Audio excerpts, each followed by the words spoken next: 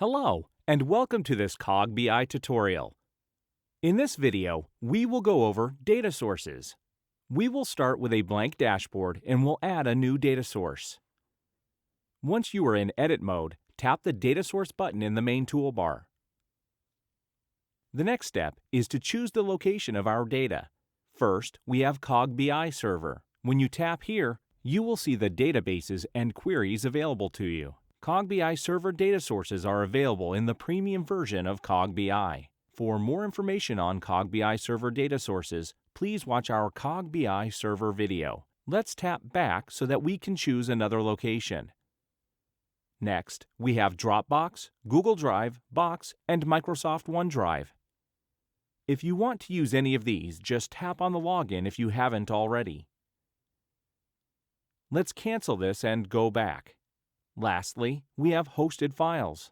With hosted files, you just need to provide a URL to an Excel or CSV file. If access to your files requires a username or password, you can also enter it here.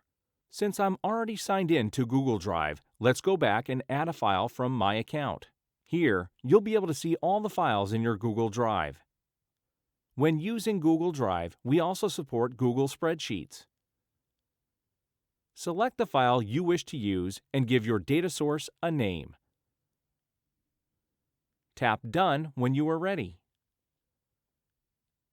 The file is downloaded, and now we can choose our fields.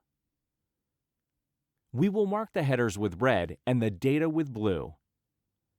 As you can see, this file includes a couple of lines at the top that are not needed. The first column also includes line numbers, which we'll not use. Let's move the top left corner to where the data we're interested in begins.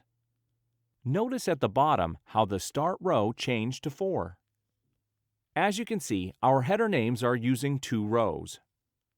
Let's expand the red area to cover both of them. Notice how header rows changed to 2 at the bottom. Let's scroll all the way to the right, and we'll find an invoice number column that we're not really interested in. Let's reduce our area to exclude that column. Notice how selected columns at the bottom changed to 8. Now let's scroll all the way to the bottom. We can use the buttons on the right to scroll all the way up or all the way down.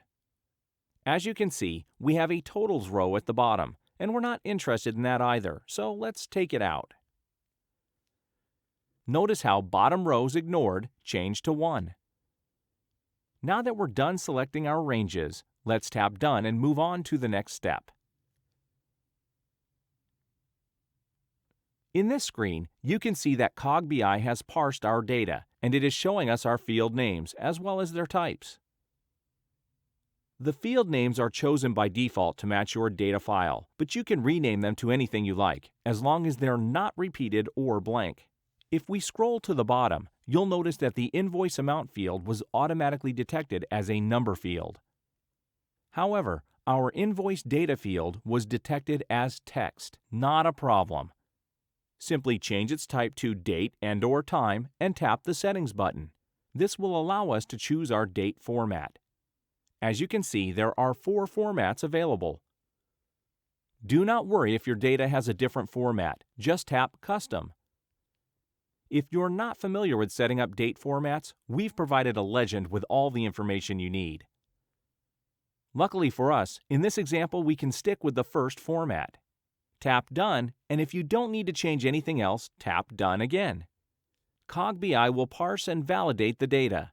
This includes making sure all number fields contain numbers and that all our dates match the indicated format. Once it completes, we're done adding this data source. If we go back to our Data Sources menu, you will see our Sales Data data source from Google Drive in the list. If you need to make any changes, you can tap it and tap on Data Source Definition to edit the fields.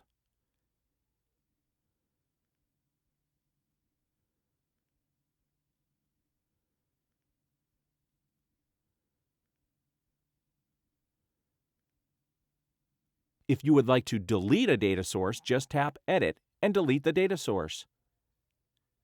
This concludes the tutorial on data sources. Thank you for watching, and for more videos, please visit cogbi.com/support.